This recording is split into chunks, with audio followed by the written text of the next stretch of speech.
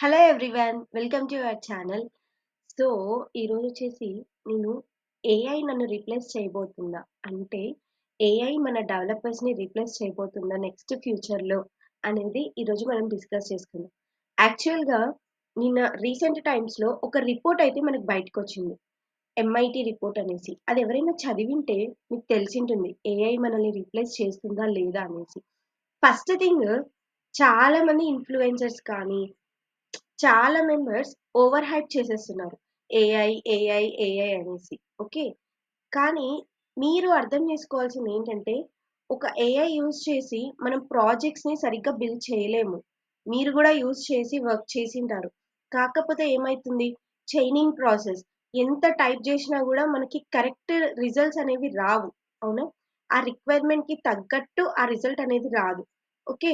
ఎంతో పెద్ద prompt engineer అయితే తప్ప డిజైర్ రిజల్ట్స్ అంత ప్రాంప్ట్ ఇంజినీరింగ్ కూడా చైనింగ్ ప్రాసెస్ చేస్తూ ఉంటేనే ఆ రిజల్ట్ అనేది వస్తది. అవునా?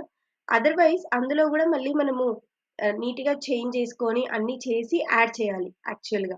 అది గదా! AI tools. నిజానికి నేనిక్కడ డేటా సైన్స్ కానీ, డేటా అనలిస్ట్ వీటి గురించి మాట్లాడట్లేదు. ఓన్లీ ఏఐ టూల్స్ గురించే మాట్లాడుతున్నా. ఓన్లీ ఏఐ గురించే మాట్లాడుతున్నా. ఓకే.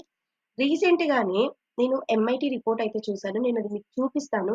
నేను ముందు ఫ్రంట్ ఎండ్ జాబ్స్ పోవు, బ్యాక్ ఎండ్ జాబ్స్ పోవు, అసలు ఏవి పోవు, ఫుల్ స్టాక్ జాబ్స్ అసలకే పోవు అని చెప్తే, "నీది హాఫ్ నాలెడ్జే" అనన్నారు. నన్నే గాదు, వేరే వాళ్ళని గూడా అనన్నారు. "నీకింకా ఎక్స్‌పీరియన్స్ లేదు ఏఐ మీద" అనన్నారు. నేనొక డేటా చూపిస్తా మీకీరోజు. ఏఐ నిజంగా మన జాబ్స్ తీసేయదు. నిజం చెప్పాలి అంటే 45 బిలియన్స్ ఏఐ వల్ల కోల్పోయారు కంపెనీస్ వాళ్ళు. ఎందుకు తెలుసా? కరెక్ట్ రిజల్ట్స్ రాకపోవడం వల్ల. రీసెంట్ రిపోర్ట్ ప్రకారం కరెక్ట్ రిజల్ట్స్ రాకపోవడం వల్ల 45 బిలియన్స్ $45 బిలియన్స్ పోయింది. ఇంకొకటంటే మరి ఏఐ స్టార్టప్స్ రావడం వల్ల, ఏఐ టూల్స్ రావడం వల్ల చాలా మంది కంపెనీస్ హైరింగ్ ఆపేశారు గదా! హైరింగ్ లేదు గదా! అనేసి చాలా మంది అడుగుతున్నారు. అవునా? మరి ఏఐ ఇంపాక్ట్ ఉంది కదా! అని అంటున్నారు. నిజమే. ఏఐ ఇంపాక్ట్ ఉండింది చాలా వరకు. కానీ ఇప్పుడేమైందంటే రివర్స్ అయింది. ఎందుకంటే ఏఐ వల్ల ఏవైతే జాబ్స్ పోయాయో మళ్ళీ ఆ జాబ్స్‌ని ఫిల్ చేస్తున్నారు. ఆల్మోస్ట్ ఫిల్ చేస్తున్నారు. ఆల్మోస్ట్ హైరింగ్ జరుగుతుంది. ఎందుకు? ఏఐ వల్ల మనకి జాబ్స్ పోతాయి అన్నది ఎక్కడా లేదు. ఏఐ అసలు మన జాబ్స్‌ని రీప్లేసే చేయదు. అందులో ఒక డెవలపర్ జాబ్స్‌ని అస్సలు రీప్లేస్ చేయదు. ఎందుకు తెలుసా?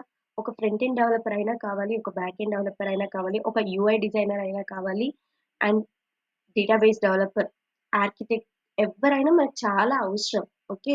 ఎందుకంటే క్లయింట్ రిక్వైర్‌మెంట్ చాలా డిఫరెంట్‌గా ఉంటుంది. మీరనుకున్నంత ఈజీగా క్లయింట్ రిక్వైర్‌మెంట్ ఉండదు. ఒక డాక్యుమెంట్ ఇచ్చేస్తారు. ఒక ప్రొసీజర్ ఇస్తారు. ఆ ప్రొసీజర్ 1000 లైన్స్ నుంచి 2000 లైన్స్ వరకు కూడా ఉంటది. ఒక్క ప్రొసీజరే. ఓకే.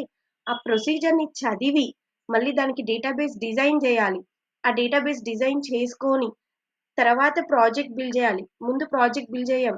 ప్రాజెక్ట్‌ని బ్లూ ప్రింట్ ప్రిపేర్ జేస్తాం. ఓకే.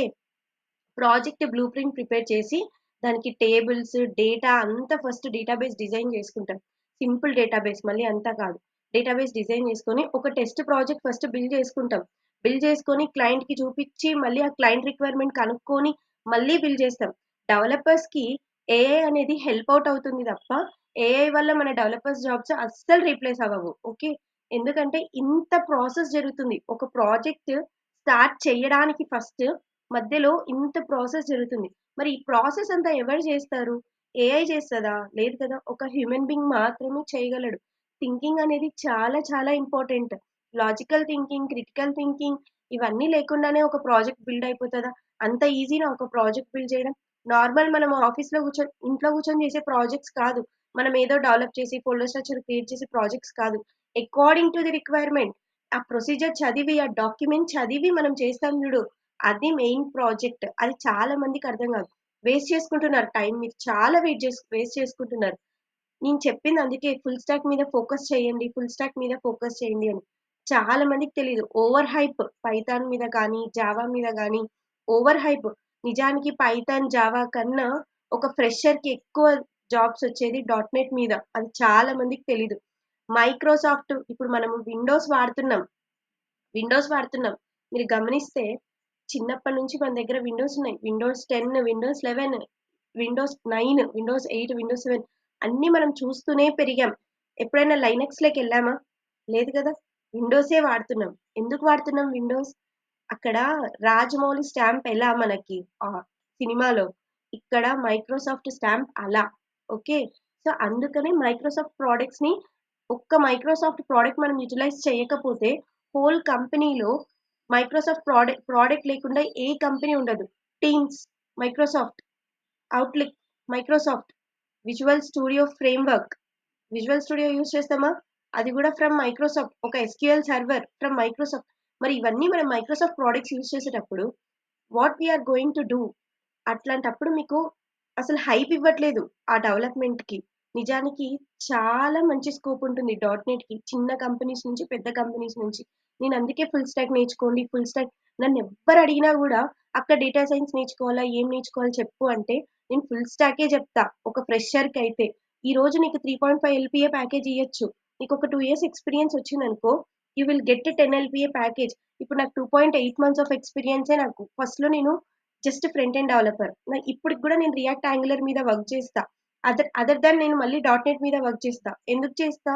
ఫుల్ స్టాక్ నాలెడ్జ్ అనేది నాకు చాలా చాలా ఇంపార్టెంట్. నేను ఇంకొక కంపెనీకి వెళ్ళాలన్నా, వేరే కంపెనీకి వెళ్ళాలన్నా గూడా నాకు ఫుల్ స్టాక్ నాలెడ్జ్ ఉండాలి. ఎందుకంటే నేను దాన్ని బట్టి డిమాండ్ చేయగలను గాబట్టి. అర్థమైతుందా? నన్నెక్కడ ఏఐ గురించి అడగలేదు ఏ కంపెనీలో గూడా. ఇప్పుడు మా కంపెనీలో గూడా ఏఐ గురించి మేమేం మాట్లాడుకోము. జస్ట్ మా వర్క్ ఏందో మేమంత వరకే. అది ఓవర్ హైప్ చేస్తున్నారనిపిచ్చట్లేదా మీకు? నేను మళ్ళీ చెప్తున్నాను డేటా సైన్స్ వీటి గురించి మాట్లాడట్లేదు. Only AI tools. నేను 15 ఏఐ టూల్స్ దాకా యూజ్ చేశాను. ఓకే. చూసాను. కోపైలట్ అనేసి, చాట్‌జీపీటీ అనేసి, లవ్‌బుల్ అనేసి, వి0 డాట్ డివ్ అనేసి, డుక్ డాట్ ఏఐ అనేసి చాలా ఏఐ టూల్స్ నేను యూజ్ చేశాను కానీ, ఒక్క దగ్గర గూడా నాకు డిజైర్డ్ రిజల్ట్స్ కనిపించలేదు. ఓకే. మనం ఇచ్చింది ఇప్పుడు క్లోన్ చేయి జొమాటో యాప్ అంటే చేస్తదది. ఆల్రెడీ సైట్‌లో ఉంది. నువ్వు ఒక ప్రొసీజర్ ప్రకారం టైప్ చేసి చూడు. డిజైర్డ్ రిజల్ట్ వస్తుందా? డెఫినిట్‌గా రాదు. ఎందుకు రాదు? అదొక చైనింగ్ ప్రాసెస్. మనం చాలా ఇవ్వాలి. ఎంతిచ్చినా గూడా రాదు. నేను చెప్పడం ఎందుకు? మీకు డైరెక్ట్‌గా చూపిస్తారండి.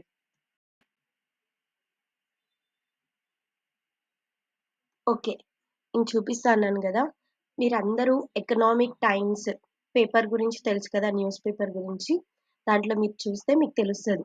అండ్ రీసెంట్ సర్వే ప్రకారం ఎంఐటీ మనకొకటి రిపోర్ట్ చేసింది. We all know about MIT. Okay.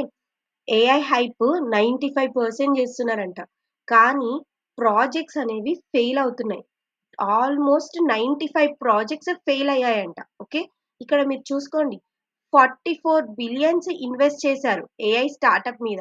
In the first half of 2025 reveals that 95% of generative AI business efforts are failing. 95% business అనేది ఫెయిల్ అయింది. ఓకే. అండ్ ఇంకొకటేంటంటే 5% ప్రాజెక్ట్స్ మాత్రమే సక్సెస్ అయ్యాయి. Okay. యాక్చువల్‌గా work అవుతున్నాయి. సక్సెస్ గూడా గాదు. యాక్చువల్‌గా వర్క్ అవుతున్నాయి. ఓకే. 95% ఎక్కడ? 5% ఎక్కడ? మీరు ఆలోచించండి. 44 బిలియన్స్ అంటే మీరు వేస్ట్ చేశారంటే మీరు అర్థం చేసుకోవాలి. అదే నేను చెప్తున్నాను. ఏంటంటే ఏఐ అనేది మనల్ని రీప్లేస్ చెయ్యదు. చాలా ఉంటుంది ఒక ప్రాజెక్ట్ బిహైండెడ్. అది అది మీరు ఎవరైనా చెప్తే అసలు భయపడాల్సిన అవసరం లేదు. ఓకే. విల్ లెర్న్ అని చెప్పండి. మేము నేర్చుకుంటాం అందులో గూడా అని చెప్పండి అంతే. అది నేర్చుకోవడం వల్ల నీకు యాడ్ ఆన్ అవుతుంది గానీ, ప్రోగ్రామింగ్ లాంగ్వేజ్ నీకు రాకపోతే నువ్వు సర్వైవ్ అవ్వడమే కష్టం అసలు. నీకు ప్రోగ్రామింగ్ లాంగ్వేజే ఇంపార్టెంట్. ఇప్పటికన్నా ఈ హైప్‌ని తగ్గించుకొని, ఈ ఫియర్‌ని తగ్గిచ్చేసి, ఇప్పటికన్నా స్టూడెంట్స్ ఏం చేయాలంటే, టైమ్ వేస్ట్ చేసుకోకుండా, ఏఐ మీద భయం పెట్టుకోకుండా లర్నింగ్ మీద ఫోకస్ చేయండి. ప్రోగ్రామింగ్ లాంగ్వేజ్ నేర్చుకోండి. ప్రాబ్లమ్ సాల్వింగ్ నేర్చుకోండి. ప్రోగ్రామింగ్ లాంగ్వేజ్ అండ్ డీఎస్ఏ వీటి మీద ఫోకస్ చేయండి. చాలింకా ఈ హైప్ అనేది తగ్గిచ్చేసి, ఈ కంపెనీస్‌కి హ్యూమన్స్ కావాలి. హ్యూమన్స్ లేకుండా ఏ కంపెనీ వర్కౌట్ అవ్వదు. ఓకే. మీరు ఫస్ట్ ప్రోగ్రామింగ్ లాంగ్వేజ్ నేర్చుకొని, ఏదైనా డెవలప్‌మెంట్ నేర్చుకొని స్టార్ట్ చేయండి. నేను ప్రాంప్ట్ ఇంజినీర్‌గా ఎళ్తా, నేను ఏఐ ఇంజినీర్‌గా ఎళ్తా అంటే కాదిక్కడ. నువ్వు ఫస్ట్ నీకు ప్రోగ్రామింగ్ లాంగ్వేజ్ రావాలా వాటికైనా సరే. ఇంకా కావాలంటే డేటా సైన్స్ చెప్పండి. వాటికుంది ఫ్యూచర్. ఎప్పుడు?